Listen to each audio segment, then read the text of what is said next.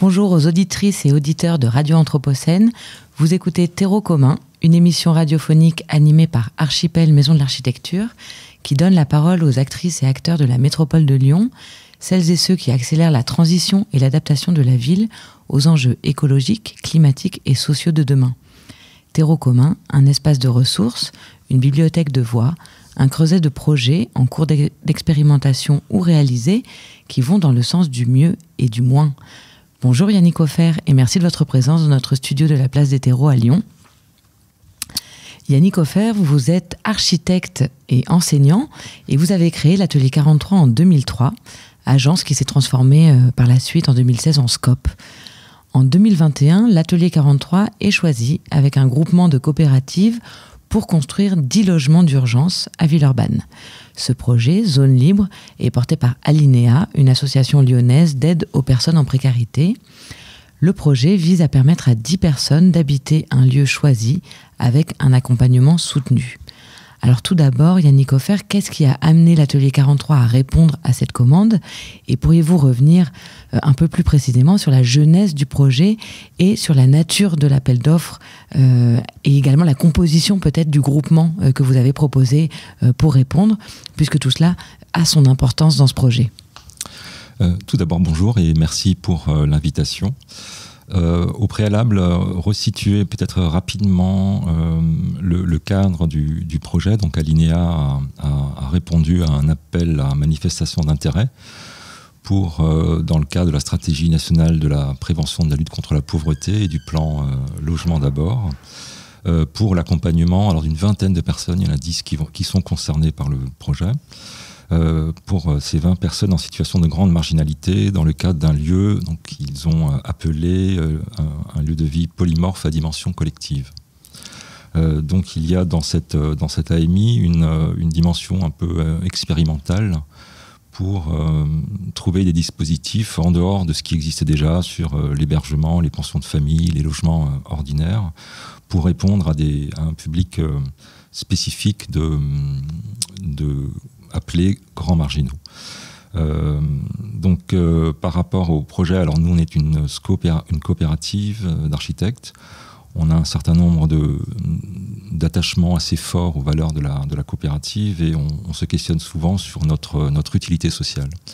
Ce qui effectivement nous amène à nous engager sur ce type de projet, qui là en l'occurrence fait suite à les projets, c'est souvent des rencontres. Donc nous avons eu l'occasion de travailler pour Alinéa, pour un autre lieu, donc une cuisine pour l'association Baklawa, un traiteur solidaire, qui est une cuisine donc déjà en module préfabriqué bois, qui a été construite sur le site du CCO. Donc c'était une première expérience et qui a d'ailleurs été repositionnée sur le site de la rue de la Poudrette, à l'endroit où se situe Mineka. Donc c'était une première expérience et le maître d'ouvrage nous a ressollicité pour ce projet de zone libre. Dans le cadre d'une mise en concurrence, nous étions 3 équipes. Et la forme du groupement demandé était un groupement de ce qu'on appelle conception-réalisation. C'est-à-dire que la proposition à faire est une proposition qui comprend les travaux et les études. Nous, on est plutôt, notre agence est plutôt portée sur les marchés publics où on a une distinction entre les prestations intellectuelles du maîtriseur et la question des travaux. Là, les deux sont un petit peu rassemblés. Donc, pour répondre à cette demande, plutôt que de nous adosser à un groupe ou à une structure qui est rompue à l'exercice, on a décidé de monter un groupement de coopératives. À travers le réseau des coopératives du bâtiment, on est rentré en lien notamment avec une entreprise de charpente à Montélimar, une structure d'une soixantaine de personnes, qui a accepté d'être, même si c'était une première pour eux, mais c'était aussi une première pour nous. Et donc, ils ont accepté de porter le groupement et de s'engager dans cette aventure. Nous avons travaillé sur la conception du projet donc en collaboration avec l'entreprise et il y a eu un oral de présentation. Le maître d'ouvrage a particulièrement apprécié le projet et la nature, je pense, et la forme du groupement en coopérative, ça a également fait sens. Alors, le concours est lancé en janvier 2021 pour une livraison des logements en août, voire septembre de la même année. Comment concrètement et techniquement vous réalisez cet exploit de construire 10 logements en 8 mois ? Comment parvient-on à une telle efficacité et est-ce que c'est seulement subi ? Alors, les 8 mois, effectivement, comprennent les études, pendant la mise en concurrence, les mises au point, la préfabrication et le chantier sur place. Donc c'est effectivement assez court. La conception nous a pris à peu près, dans le cadre du concours, en gros 1 mois. Les études de précision, 2 mois. La préfabrication, 2 mois également. Et la mise en œuvre sur chantier qui faisait intervenir aussi d'autres corps d'État, des maçons, des électriciens et un plombier nous ont pris entre 2 et 3 mois. Voilà. Après, je ne sais pas s'il faut parler d'exploit, parce que faire dans l'urgence, c'est à mon sens rarement une bonne chose. Et construire des logements d'urgence en urgence, je pense que ça l'est encore moins. Mais c'est des projets qui nécessitent beaucoup d'attention. Mais c'est souvent des situations et des calendriers, alors pour X raisons, notamment des questions de calendrier, de financement, d'appel d'offres, etc., qui font que ça se passe comme ça. Alors après, dans la forme du groupement, donc en conception-réalisation, est pour beaucoup dans ce délai très court, qui permet de très rapidement concevoir un projet dans toutes ses dimensions techniques et de valider au fur et à mesure du processus de conception la faisabilité technique de la réalisation. Donc c'est quelque chose qui a été très partagé, parce que je ne fais pas forcément l'éloge de conception-réalisation, parce c'est un mode de passation de marché et de procédure qui a aussi, sur lequel on peut être aussi critique. Donc là, en l'occurrence, alors je ne sais pas, effectivement, je pense qu'il y a la question des coopératives et des valeurs qu'elles portent. C'était basé effectivement sur une confiance, mais nos principales idées et valeurs et principes de base ont été partagés par l'entreprise et les affinages techniques ont été en marge. Après, c'est l'organisation de l'entreprise qui a été assez remarquable. On s'est retrouvé juste après le Covid en pleine crise du bois. Donc, en fait, on est passé quand même à plusieurs moments très proches du ratage. Donc, on a récupéré un stock de bois et puis on a réussi en temps masqué à produire les éléments en préfabriqué. Donc, c'est une préfabrication en 2D. Donc, en gros, il y a la préfabrication en 3D, c'est-à-dire c'est un volume tout fait. Là, en 2D, c'est plutôt imaginer que l'habitat se fait par un morceau de mur, des morceaux de toit, des morceaux de plancher qui ensuite sont assemblés. Voilà. Après, nous, on reste quand même sur cette question de l'urgence et de la mise au point, notamment d'habitats qui sont démontables. Je pense qu'il y a un certain nombre de choses sur lesquelles on n'a peut-être pas eu le temps de définir les choses suffisamment précisément, parce que la culture architecturale n'est pas forcément celle du mobilier ou d'autres choses, c'est pas Ikea. Donc voilà, alors il y a des notices de démontage, de remontage qui ont été produites, les choses vont se faire, mais on reste quand même prudent par rapport à ça. Alors, malgré le temps très court donc imparti, vous venez de nous raconter tout le processus, votre intention tout de même, Yannick Hofer, c'est de construire des logements de qualité. Et d'ailleurs, si on parle assez communément de logement d'urgence, vous préférez le terme d'habitat d'urgence. Alors, quelle réponse avez-vous formulée pour ce projet ? Et en tant qu'architecte, comment conçoit-on un habitat réellement digne et un véritable lieu de vie pour ce public de grands marginaux ? Alors, ça nous pose, en tant qu'architecte, plusieurs questions.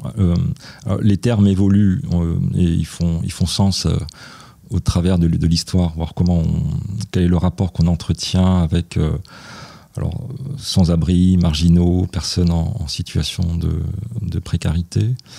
Alors l'intitulé exact de l'AMI, je le rappelais tout à l'heure, c'est lieu de vie polymorphe à dimension collective que les habitants ont défini collectivement comme zone libre. C'est un nom qui s'est fait en concertation avec les habitants.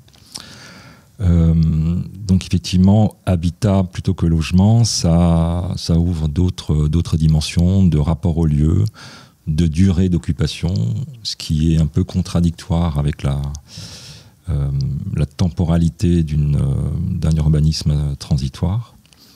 Dans ce qui nous a beaucoup marqué dans la demande, alors, une notion que j'ai découverte, c'est l'inconditionnalité de l'accueil.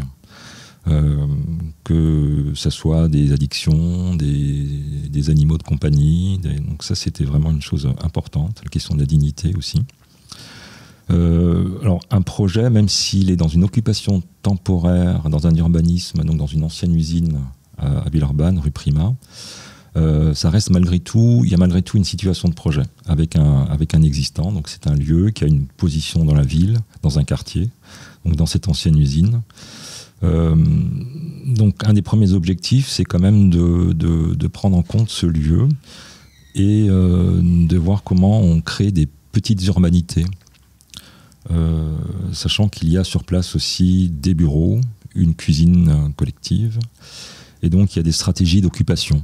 On occupait d'abord le fond pour laisser une place à l'évolution, mettre un petit groupe d'habitat dehors et un groupe d'habitat à l'intérieur de l'usine, et de créer des relations de voisinage, des petites poches d'urbanité, pour ménager des possibilités d'intimité et des possibilités de collectif. Donc nous, notre enjeu souvent à l'agence, c'est de dire comment est-ce qu'on peut permettre, mais sans contraindre. C'est-à-dire mettre en place des dispositifs qui permettent un certain usage sans le contraindre. Si on parle du dispositif en lui-même, on est parti sur une forme carrée, qui se rapproche du carré pour à peu près 21-22 mètres carrés habitables, contrairement aux modules Algeco ou containers qui sont souvent de forme plutôt rectangulaire, qui à notre sens sont moins souples dans l'aménagement. Et alors ce carré prend la forme d'une alcôve, c'est-à-dire qu'il est fermé sur 3 côtés, il y a 3 côtés aveugles, et un pignon sous forme de pan de bois, très vitré, et légèrement en recul par rapport à la façade. Du coup, on a des débords de toit et on a une petite terrasse. Et un Velux, c'est-à-dire une amenée de lumière, une possibilité de ventilation qui donne aussi une forme de rapport au rapport au ciel. Alors, cette forme d'alcôve avec trois murs fermés permet un certain nombre d'agencements entre eux, de manière assez simple. C'est-à-dire c'est des possibilités de relation. On peut se tourner le dos, on peut se mettre face à face, côte à côte. Et ça permet de créer des petites poches urbaines. Ensuite, il y a la question de l'archétype. Alors ça, c'est des choses qu'on a vraiment échangées aussi avec le maître d'ouvrage. Alors le rapport à la fois, symbolique qu'on entretient avec le container ou l'Algeco. Je trouve qu'il y a tout un ensemble ça renvoie à un certain nombre de choses sur lesquelles on n'est pas, qui à notre sens posent question. Donc on est parti sur un archétype de maison, c'est-à-dire avec un toit à 2 pans, qui crée aussi une forme de volume à l'intérieur, plus que juste la surface. Et ensuite, il y a toute cette question de la stratégie constructive en pan de bois et le pignon, finalement, qui est celui qui s'exprime sur la devanture, quelque part, sur ce qui fait l'identité de la maison, et faite de rebords. Donc on aime bien parler d'architecture de rebords, c'est-à-dire plutôt que d'être dans une forme très, très lisse, d'avoir des aspérités, des rebords sur lesquels on peut poser des choses qui ont une action un peu d'appropriation. Et après, tout ça s'est fait en respectant une qualité de logement, avec des niveaux d'isolation, de construction qui respectent les réglementations thermiques. Alors, voilà. Alors, sur les retours, je crois que c'était la fin de la question. Oui. C'est ça, c'était sur un peu l'usage finalement qu'ils en ont. Et quelques années après, là maintenant, en effet, qu'est-ce que les habitants ont pu faire comme retour? Alors, nous, on a plutôt des échos à travers les encadrants et Laurent Trontin. Et les effets sont, pour les 10 personnes qui y vivent, extrêmement positifs. Après, nous, on remet ça dans tout l'écosystème qu'il y a sur place, c'est-à-dire qu'il y a des encadrements, il y a des moments collectifs, il y a une cuisine, etc. C'est pas que la question de l'habitat. Après, il y a d'autres problèmes qui sont... il y a eu des questions de punaises de lit, etc. Enfin, qui posent vraiment, pour nous, des questions de comment est-ce qu'on traite un habitat. Est-ce qu'on lui donne une forme, effectivement, de bien-être, ou alors est-ce qu'on se rabat sur des produits extrêmement hygiéniques et lisses? Mais ça, c'est une question. Vous évoquiez justement certains de vos interlocuteurs. Il semble qu'une telle réalisation est possible vraiment grâce à un écosystème d'acteurs aussi volontaires qu'engagés. Et comment peut-être pourriez-vous qualifier ou préciser les relations justement que vous avez pu avoir avec les différentes parties prenantes, et ce à tous les niveaux, du maître d'ouvrage jusqu'au bureau de contrôle? Alors effectivement, un projet d'architecture, c'est toujours une expérience qui prend place dans une situation inédite, c'est-à-dire qui n'a pas eu lieu avant, il n'y a pas de réplicabilité précise, et qui engage des acteurs face à une réalité matérielle et technique. Et pour nous, alors en tout particulièrement en termes de coopérative, pour nous c'est toujours un espace de coproduction et de coopération. Et qui, je le disais tout à l'heure, qui est beaucoup basé sur la confiance, même si on est de plus en plus encadré aussi dans les conduites de projets, de protocoles, de normes. Il y a toute cette question un peu du facteur humain, notamment à travers la coopération, où chacun a pris conscience de l'objectif final, au-delà de ses propres objectifs individuels. Donc ça, c'est quelque chose qui nous semble intéressant. Le deuxième point par rapport à la collaboration, c'est aussi que chacun tienne sa place par rapport à son expertise, mais accepte un peu un mouvement de déplacement, c'est-à-dire se déplace par rapport à son propre cadre de compétences ou d'expertise. Et si je prends quelques exemples, à commencer par Laurent Trontin, qui donc d'Alinéa, en charge du projet. Alors on le connaissait donc depuis le précédent, et je crois que dans son histoire professionnelle, il est passé aussi par des formations techniques. Donc à la fois dans son rôle de gestion de projet, dans sa place sur le volet social, il avait aussi une grande appétence pour la technique et pour une forme de débrouillardise, on va dire. Une grande ouverture à l'adaptation. C'est-à-dire que quelque part, les problèmes devenaient, peut-être j'exagère un peu en disant ça, mais les problèmes devenaient presque des excitations intellectuelles de résolution. Mais on a un exemple où on a aussi accepté de renoncer à certaines choses. Était prévu au début un 11e module qui avait pour fonction d'assurer l'autonomie de l'ensemble, c'est-à-dire qui était équipé de panneaux photovoltaïques, d'une chaudière électrique, de réserves d'eau et d'une espèce de micro-station d'assainissement. Et en fait, on s'est très vite rendu compte, et ça pour revenir à la question de la fameuse efficacité des 8 mois, il fallait renoncer à ça. C'était trop. Ça ne pouvait pas rentrer. Et plutôt que de bricoler quelque chose qui n'aurait certainement pas donné satisfaction, on a préféré renoncer sur ça et puis se dire qu'on le fera peut-être sur un autre projet, sachant qu'il y avait un vrai enjeu d'autonomie. Après, on s'est posé aussi la question quelque part, est-ce que l'autonomie avait un sens ici? Est-ce qu'on est en ville, se relier au réseau, c'était aussi faire lien avec la ville? Mais bon. On a d'autres éléments aussi sur le bureau de contrôle qui souvent est dans une tâche un peu ingrate de rappeler la règle, quelle que soit la situation. Autant on a été extrêmement vigilant sur des questions de sécurité, sachant que il y a un an, il y a un des chalets qui a pris feu. Enfin, il y a eu un incendie dans un chalet. Je ne sais pas trop les causes. Donc voilà, sur les systèmes de ventilation, d'aération naturelle dans l'usine. Mais sur les questions d'accessibilité, alors à l'intérieur du logement, on a une salle de bain accessible et puis l'espace est assez fluide et confortable. Mais comme c'est des éléments qui sont posés, y a toujours un peu une marge pour entrer, quoi. Et donc ça, effectivement, c'est des choses qui sont rentrées dans l'acceptabilité en disant que voilà, c'est comme ça. Il y a une accessibilité qui est un peu supérieure, c'est celle d'avoir droit à un logement, que l'accessibilité matérielle venait un peu hiérarchiquement en dessous. Après, il y a eu beaucoup d'acteurs, je ne vais pas tous les citer, mais ça a été aussi notamment la période de chantier qui s'est passée donc, avec des artisans qui étaient là très souvent et il s'est passé quelque chose aussi entre les habitants, les futurs habitants. On a fait des visites de chantier et le fait que les choses se construisent plutôt que de venir poser des choses, ça rentre aussi, même si c'est un temps court, 2-3 mois, je pense que ça participe aussi à épaissir la question de l'habiter. Alors pour terminer, parce qu'on arrive au terme de notre entretien, mais ce projet de logement, vous le disiez vous-même tout à l'heure, il est traversé par des paradoxes. Donc la notion d'habiter qui se superpose à celle d'occupation temporaire, un logement décent dans un lieu tout de même désaffecté, puisqu'on est dans une friche industrielle.